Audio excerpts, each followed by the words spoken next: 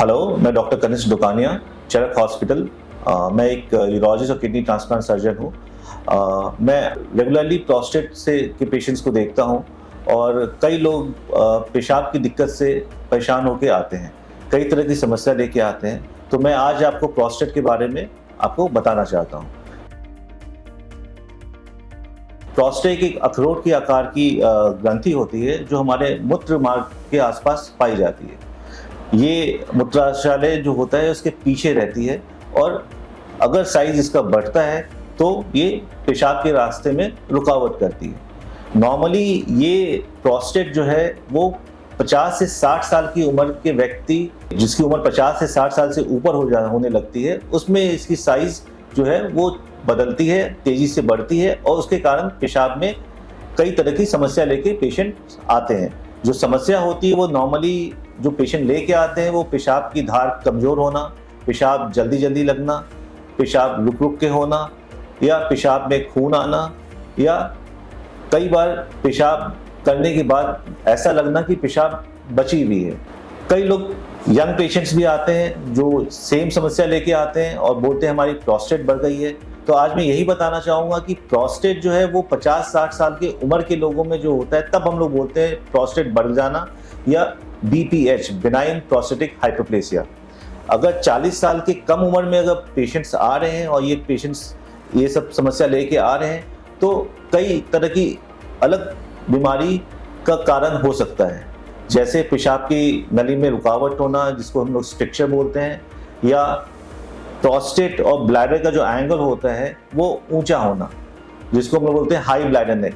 तो कम उम्र में high bladder neck, stricture, stones और इस तरह की समस्या ज़्यादा होती है, लेकिन जिसकी उम्र 50 साल या उससे ऊपर होने लगती है उसमें प्रोस्टेट बढ़ने के कारण आम तौर पे देखा गया है।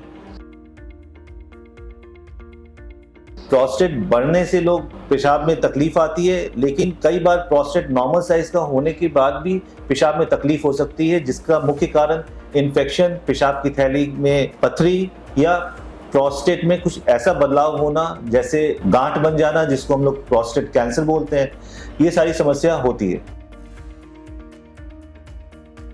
एक और चीज़ जो गौरतलब है वो ये है कि कई लोग रैंडमली पेरीफेरी में, गाँव में या फिर छोटी जगहों पे कम उम्र में PSA एक जांच होती है जो प्रोस्टेट कैंसर को नॉर्मल प्रोस्टेट से अलग करती है, लेकिन वो 40 साल की कम उम्र में लोग कराने लगते हैं, जिसमें काफ़ी डॉक्टर्स होते हैं जिनको शायद आइडिया नहीं रहता होगा, वो कराते हैं जो पेरीफेरी में देखते हैं। तो मैं ये बोलूँगा कि किसी भी पेशेंट्स का अननेसेसरी PSA वगैरह ना कराएं जो जिसकी उम्र 40 से कम हो या 45 से कम हो।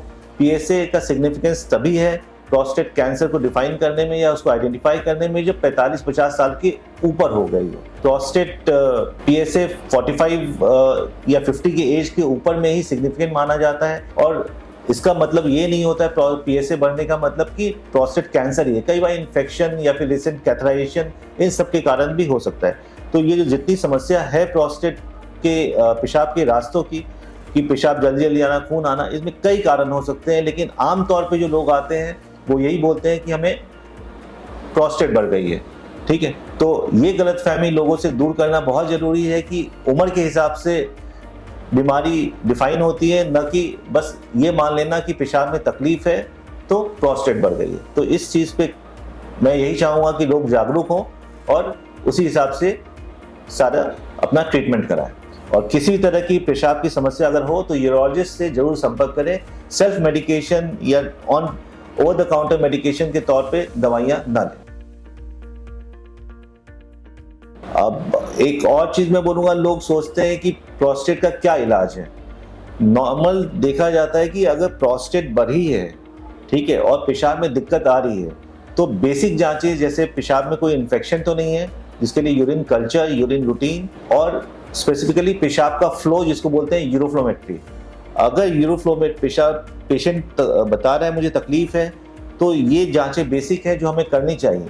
अगर एज ज़्यादा है, 50 या उससे प्लस हो रही है तो PSA एक एडिशनल है। अल्ट्रासाउंड तो ज़रूरी है ही है जो डिफाइन करता है। ये सारी चीज़ें ही डिफाइन करेंगी कि कैसे हम लोग को आगे प्रोसीड करना है। यूरोफ्लोमेट्री बहुत इंपॉर्टेंट जांच है, जो एक तरह की ऐसी जांच है जो पेशेंट को जब बहुत तेज पेशाब लगी तो एक मशीन होती है जिसमें पेशाब करते हैं, और उसके बाद ये होता है कि उसका ग्राफ कैसा आया है। वो ग्राफ से डिफाइन होता है कि पेशेंट का पैटर्न क्या है और ये क्या हो सकता है as per the age, structure है या फिर प्रोस्टेट बढ़ रहा है। ये चीज़ यूरोफ्लोमेट्री के ग्राफ से काफ़ी क्लैरिटी में आ जाती है। तो ये बहुत ज़रूरी है लोगों को जानना।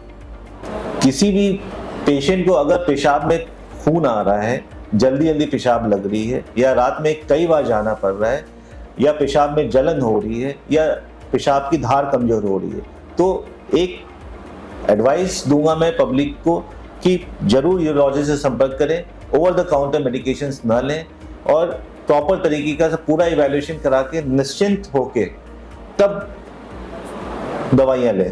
कि आधे अधूरे या फिर सेल्फ मेडिकेशन दवाइयाँ जो आजकल अवेलेबल हैं, जो लोग नेट पे देख के ले लेते हैं, वो नुकसान ज़्यादा कर जाती है। कई बार उसकी रिक्वायरमेंट नहीं रहती है, तब भी लोग ले रहे होते हैं। तो इस चीज़ को मैं जरूर बोलूँगा कि ओवर द काउंटर ड्रग्स या सेल्फ मेडिकेशन ना करें, और यूरोलॉजिस्ट से संपर्क में आके प्रॉपर तरीके से उसका इवैल्यूएशन करा के तभी उसके आधार पर दवाइयाँ लें। Thank you.